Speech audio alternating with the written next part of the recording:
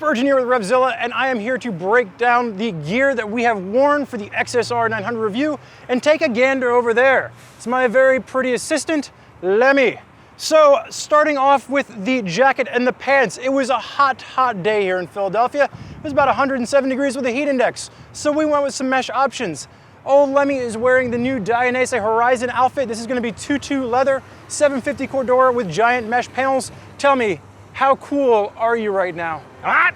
Hot! Still in my own juices, Spurge. So what we learned in this review is that no matter how much mesh you're wearing when it's 107 degrees outside, you are going to be roasting like a pig. How does it fit for you? The fit is phenomenal here. Now we're wearing two pieces of Horizon right here. I've got the jacket, so the fit on the jacket's amazing. I feel like I'm wearing a fancy suit. It's good. So that is designed for a larger, girthier, more American cut. Whoa, whoa, So take it easy. Yeah, I'm a bigger girl. Downstairs, however, my Horizon pants, the fit's a little different. These are Danny DeVito pants. I feel like if you were making candied apples, this would be the pants that candied apples would wear. Like real huge at the top, but real stick-like at the bottom. You fill them out nicely though. Look, it's like the AC/DC song, man. I got those American thighs, and Dainese forgot that when they were making the pants. So Lem's rocking Dainese, I'm rocking Rukka, and this is gonna be the AirRider setup, jacket and pants, and it's gonna use a Cordura AFT. Unlike Lem, who has mesh panels, what you'll notice with the Cordura AFT is that think of this as either a loosely woven textile or a very finely woven mesh. So it's designed so the entire jacket is gonna flow a ton of air. But this would have been the great time if we would have gotten some of the new Climb Aggressor -1.0 cooling base layers. That would have been perfect for this review. The one thing that I will say about the Rukka is that the D3O found in this is gonna be a specially made D3O for Rukka. It's bigger than traditional D3O, and I found that it was really comfortable as well as, just that extra bit of protection. The one thing I didn't like about this, I don't like the style of this Rukka jacket whatsoever. I feel very middle-aged in this jacket. Whoa, whoa, whoa, whoa. I know I always see you wearing the Dainese stuff. You should have been in this. I like the Dainese stuff. I like the Rukka AirRider. Yeah, I got it set up. That's you're a 75-year-old man stuck in a 31-year-old body. Exactly, and in a few decades, you'll see that's good gear. So that kind of wraps up what we have on the body. For our noggin protection, we split the difference here. Lem went a little bit more premium. He went with the Bell Star. He didn't go all the way up to the carbon fiber version. He's got the composite version. And I went with the Shark SKWAL helmet that I have here on my left-hand side. How did you like the Bell? Meh. Yeah? It was meh. I mean, it was cool. It's really sturdily built, but it's kind of crazy heavy. Fit was like okay on it, but it's a pretty heavy helmet, man. So he makes a good point. We threw that on the scale. It comes in at almost 4 pounds. So that is a very heavy helmet. And to contrast that, that's a Snell rated helmet from Bell. It's getting you up into more of a race style lid.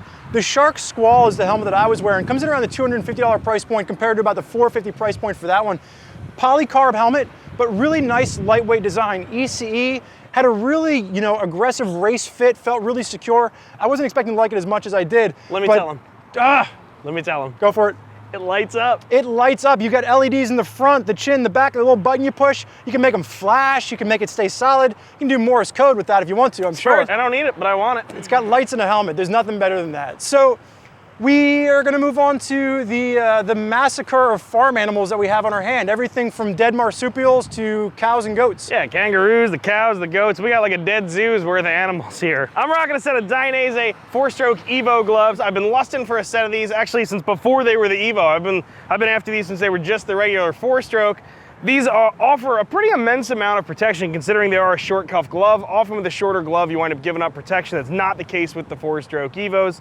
The fit on these is great. That's part of the other reason I like these. Prior to the Horizon jacket, this was like the only piece of Dainese gear I could pack myself into. So I agree with them. They fit my hand a lot better.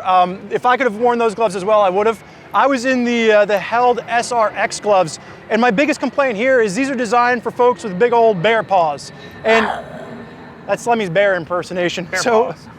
Now, I've got big hands, but I've got longer, skinnier fingers, and this is designed for folks with big hands that have shorter, thicker fingers. Now, I like the fact that it's kangaroo, really nice feel to the overall glove, love the protection on it, and it just didn't work for my style hand. But if you are someone out there that has larger, thicker hands with thicker fingers, shorter fingers, this is gonna be one to consider. Go ahead, just do it one more time for me there. Yeah, so Lem's got the bear paws down, and then wrapping up this review as far as the gear we're wearing, we decided in 107 degree weather that Gore-Tex was the way to go to secure our feet. Spurge, let me ask you a quick question. Go for it. Why are we wearing Gore-Tex? Because when you're wearing full mesh gear that allows all the water through, you need a place for all that rain to collect right around your tootsies. That makes absolutely no sense at all. So let me field this one actually. While Gore-Tex probably wasn't the best choice for such hot weather, this is probably a very reasonable selection for someone who doesn't have an entire closet full of motorcycle boots. So if you're looking for one do-all boot, a Gore-Tex boot really does offer you some flexibility and freedom. Again, not the best choice for super hot weather, but if you need a boot for 4 seasons, something with a Gore-Tex liner in it is gonna be a good call. And I'm gonna piggyback on top of that. So, you know, he's talking about Gore-Tex, and Gore-Tex always claims that it's more breathable than a regular waterproof liner. And if you've ever worn regular waterproof boots that are not Gore-Tex, they don't breathe anything. So while Gore-Tex might not be the most comfortable option, it definitely is more breathable than a non-Gore-Tex liner. And you're wearing the Dainese Lince boots, I believe? I am. And I'm gonna be wearing the Daytona Roadstars. Hang on. The Lince is Italian for lynx.